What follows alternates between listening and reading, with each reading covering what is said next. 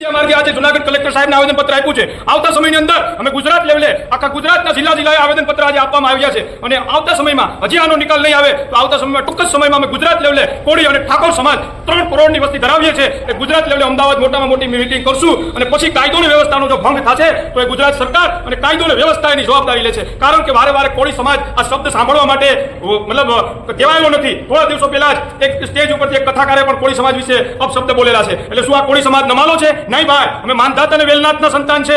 અમને રામના પણ અમે વંશજ છે। અમને સીધા રસ્તે પણ હાલતા આવડે અને આડા રસ્તે પણ હાલતા આવડે। એટલે હું કાયદા અને વ્યવસ્થા અને ન્યાયતંત્રને હજી અપીલ કરું છું કે આનો તત્કાલ નિકાલ કરે અને આવા 2-3 લુખ્ખા તત્વો ત્યાં રાખ્યા છે, સોશિયલ મીડિયાની અંદર પ્રગતિ કરે છે, એમને તાત્કાલિક ધરપકડ કરે અને આને ધરપકડ કરી અને જે કાયદો અને વ્યવસ્થા કાયદેસરની થાય કરવી જોઈએ। નહીં કરે તો અમે આવતા સમયમાં આનાથી પણ વધારે સમસ્ત કોળી સમાજ અને ઠાકોર સમાજ સાથે મળી અને આંદોલન કરશું। એનો આ મીડિયાના માધ્યમથી અને સોશિયલ મીડિયા અને પ્રેસ